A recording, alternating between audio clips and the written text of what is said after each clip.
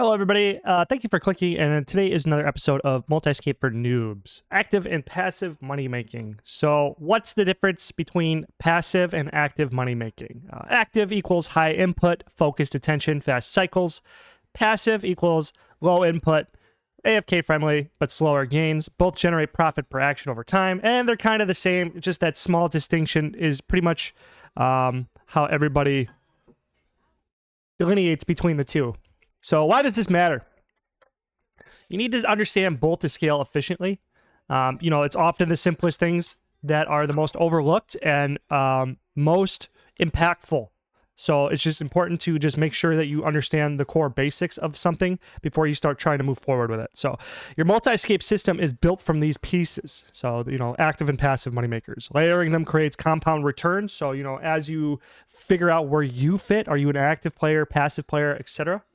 Are you active and passive? Do you have your time constraints and all those different things? All of those are going to matter. And these are just two of the main money-making Lego pieces for you to build your systems with. So active examples are like bossing. So you got Corp, Godward's Dungeon, raids, etc. Stuff like that. Certain Slayer training like Demonic Gorilla and Zygomites. Zygos they're annoying, but they do require a little bit more APM to actions per minute to put down. High attention skilling, so tick manipulation, 3-tick mining, stuff like that. Those would be actives, okay? So passive examples are smelting cannonballs, cooking or wood cutting, overnight flipping. So passive kind of has a wider range of what's considered passive, because you could have passive actions in the game that are 30 seconds, 60 seconds, 4 hours, with an herb run or birdhouses or whatever, you know what I'm saying? So yeah, tree, wood cutting, etc. Overnight flipping, a whole day. So your first instinct that you want to follow is pretty much if you start to scale into multi-scape, you're going to want one active main and then a passive alt, because it feels intuitive, and that's where I started, and that's where everybody I've talked to who's gotten into multi-scape has pretty much started. So just follow suit with that. There's no real reason to break that intuition.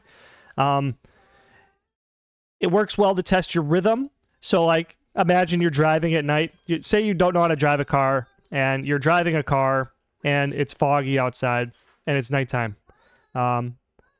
You'd have to go really slow to be able to figure out how to learn how to drive, but you'd go one step at a time. I know it's a weird way to think about it, but ever since I've heard that metaphor from trying and learning new things, it's really, really paid dividends. So it's a great entry point, but it's not always going to be optimal long term. Maybe you can scale up from this, one active, one passive, whatever, and that's all you can do or want to do. That's just fine. But the point of all of this is so that you can scale into what works for you. Well, what are your needs? What are your goals? So full active scaling, you can do this a couple different ways. So you can focus on one high return activity across many accounts. A lot of people do this. I do this. With trading. You can do this with Firewatch. You can do this with Brutal Blacks. You can do this with any system that you want to do. You could even have 50 herb runners, just so you could just get that effective profit every hour, whatever you want to try. Batch steps across alts during high focus sessions. So essentially what this means is that when you're doing a high return activity, say you're doing Vires, you want to Vires are kind of reactive, so that's kind of not a good one. So let's say you're doing quests on a bunch of accounts at the same time. You want to do each step congruently with your accounts. So instead of doing a bunch of steps here and then moving on to the next one, and this to me sounds so dumb, but it is important to talk about this because this is for new people. Sorry. Do one step. Go watch one of my streams and watch how I run accounts. Do one step and batch it. Instead of trying to do a bunch of steps and then trying to work on all of them in long lists of actions. Yeah, I still catch myself in these habits. Is I'll try to do 1 to 3 steps per account, but then I catch myself and I know no, it's one step at a time, just to keep your brain RAM working well, and it makes it nice and fluid, and you actually do get the gains from the idle time, the micro idle times that exist in RuneScape, waiting for a window to change on chat, for instance. So you want to batch and not do them sequentially. You don't want to batch you don't want to do a bunch of sequences and then move on to another account. You want to have an account. You want to try to do them like one step at a time per account, because then you can really maximize that efficiency. So like an example of this would be like 10 accounts at Corp Beast, wild kills per hour boost would be a full active scaling. And like that one's going to be a little bit more complicated than what I said about questing, because you're going to have to be a little bit more reactive. And now that this is not as great of an example, but a lot of the steps are going to be the same, like, you know, potting up, preparing to kill, you know, having them each do, like, prepping to kill, doing them one step at a time would be better than sequencing all of them and then jumping in. Like checking, like scanning each one to check food. I know there's like indicators and stuff that allow you to be a little bit more reactive, but yeah.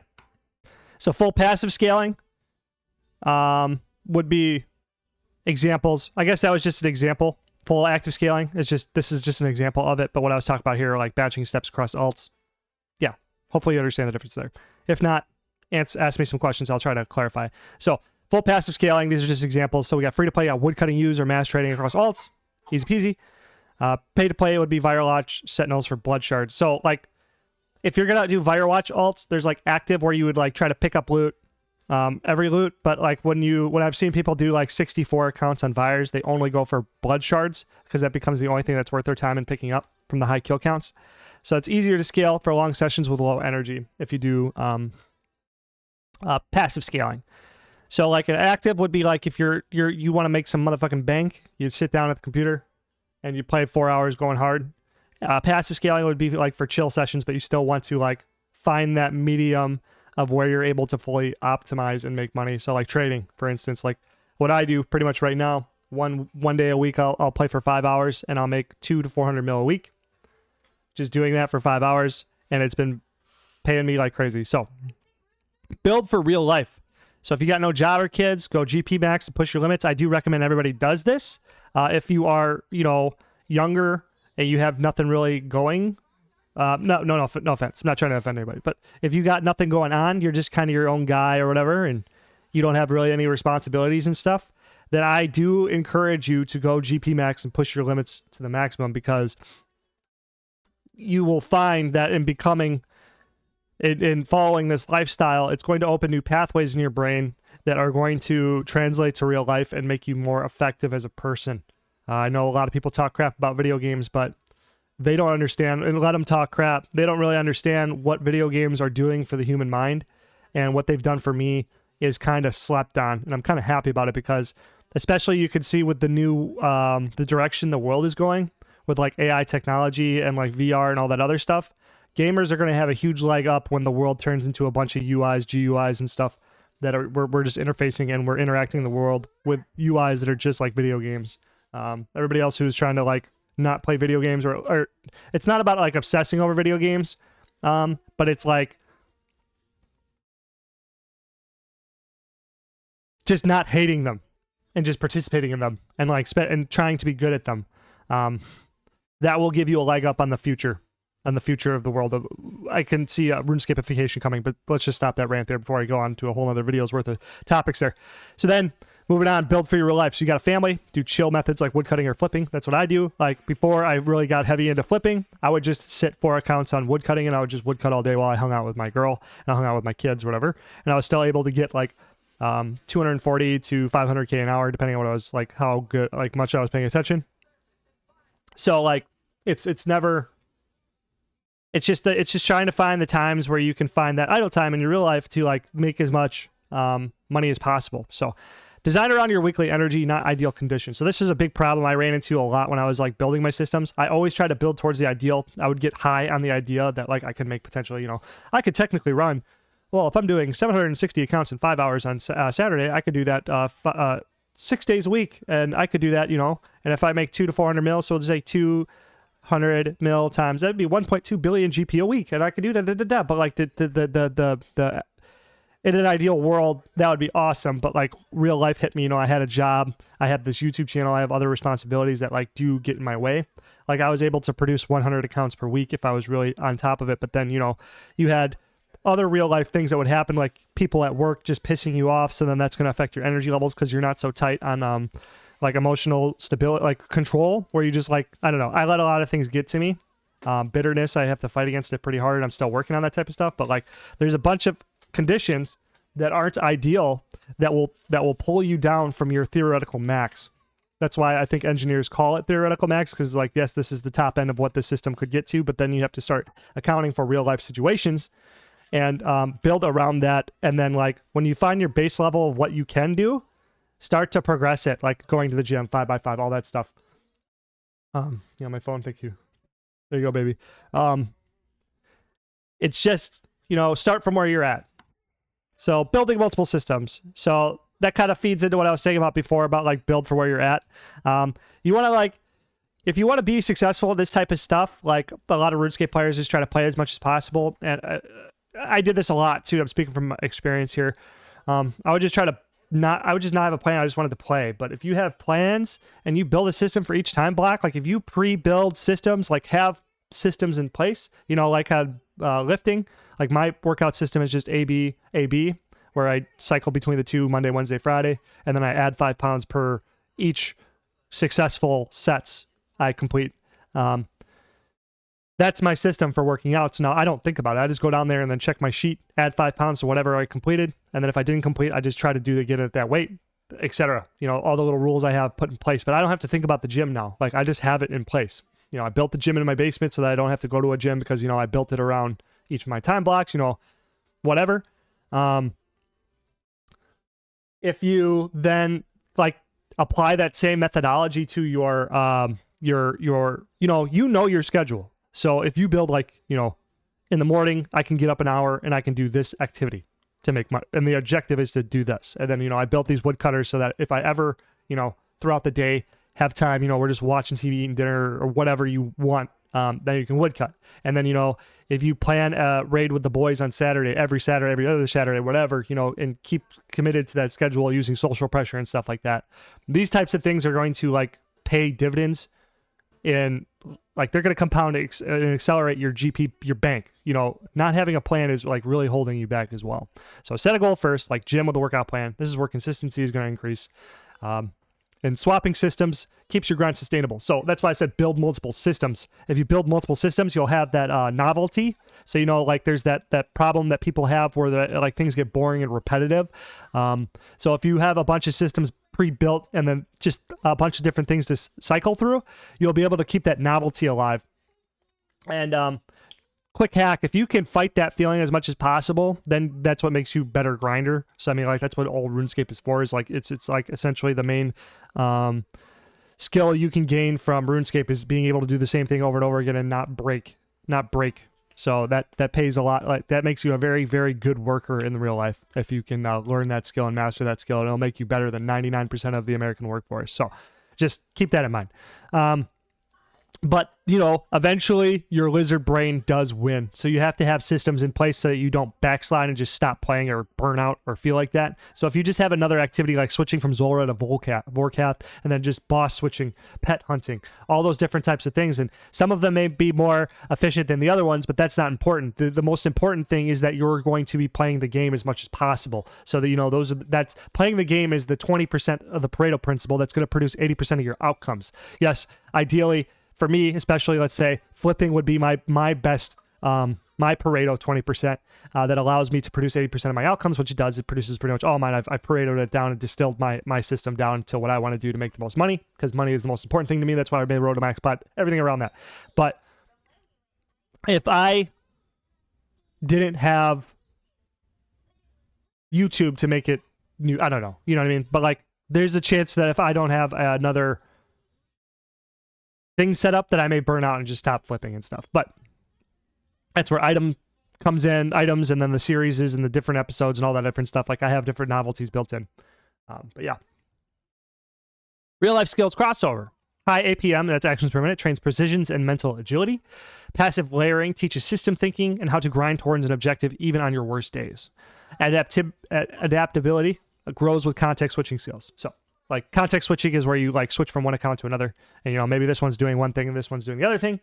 You know, that will help you with like surviving random environments, because you need a lot of adaptability. That's what adaptability is. It is context switching, and applying previously learned knowledge and applying the parallel skills to the new thing you're working on. So yeah, I know I just ranted about a bunch about this slide on the slide before, so we'll just kind of, hopefully that kind of makes sense.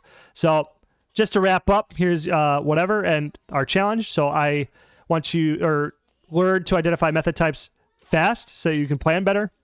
Multi-scape systems will evolve with you. And then my challenge is, this is a big one. So this is how I like really develop my systems here. So this is like a big free tip, like major. So it's so simple too. So build a system and then journal about it from start to finish. So when you read it back, your entry, when you read back your entry, your brain will already find optimization. So like, let me explain this. This is super important. So to me, to get to, okay, let me tell you, I could run a new account from Tutorial Island, from creation to the Grand Exchange in 7.5 minutes. That should be impossible. Because the world record for, I could beat the world record of the Tutorial Island every single time. Okay? Okay. Okay. So, it's crazy, but I can. Anyway. Oh man, it still feels like voodoo magic. But anyway, I'm gonna have to do it again just to prove it to myself, because and when I say it, it sounds insane. But anyway, so how I did this is I would do something, try to use my, my intuitive brain to try, your problem solver while you're doing it, attempt it again, try again, try to solve the problems. So then I became obsessed. So then I would go to work, and during my downtime, because I was an operator, I've been an operator for like the last 4 years now, like heavy machine operator. And there'd be downtimes in the cycles when you'd finally get it tuned right, and then you'd be able to run long periods of production. So then you'd have a lot of downtime. So like 30 minutes of like passive time where I'd have to like tighten bolts up, move guards around, make small adjustments and stuff like that, but nothing like really crazy, like stopping cheese from exploding out of a pipe or, crazy stuff like that. I would just take my notebook out. I wish I need to have some on hand. Whatever, doesn't matter. So I have notebooks full of journal entries. So I would just start my day journaling, but then what I found myself doing was I would just write the run out, exactly each step, and then think about it, look at it, and then go, and then I would because when I'd write it all out from start to finish, I would have the entire run in front of my face, so then my brain could just like rerun that run. Because as you read it, your brain's like forming a mental image of that thing, and then all of a sudden you notice something. You notice one thing. Maybe it's two things. Maybe it's like a huge optimization. Maybe it's a tiny optimization. But just in doing this over years, I have gotten my times from like migraine level frustrations down to like super polished, well-oiled machines, which I want to sell to. So links down and below. Check that out. It's going to be a really good system. It's going to save you a fuck ton of time. If you copy my methods, which I'm, sprinkling throughout my content and stuff, so you guys can kind of sort of figure it out for you people who want to just try it and won't want to buy. But you people who just want to get rich and want to like follow along, do it. It's going to be well worth your money. You'll get your money back. You'll never pay for a membership again. But anyway, so you'll sit there and you'll read it, and then your brain will start pitching ideas, and then you'll start writing about how much time it took to do things, and just keep dissecting each tiny little variable. And it all starts from writing down the start of your run, what you did, to the finish of it. And like that begins it all. Like I said, you start timing segments, and then you start figuring out how, okay, what can I try? What can I try next? What can I try next? And you're just like not being at the computer thinking about all of the different runs that you've tried it will return so much to you that I cannot even sell it even harder than I think I just did right there. So thank you guys very much for watching. Please subscribe. Hope you enjoy. Thanks for watching. Subscribe for more education on how to make the most GP physically possible. Check out the links down below. Courses on pre-sale for $49. How to build a free-to-play flip farm system step-by-step from scratch. 30-day money-back guarantee extended after the course is released. No risk to you. Gumroad also offers 90-day, I believe, so you don't even need to trust me. So with that being said, have a nice day.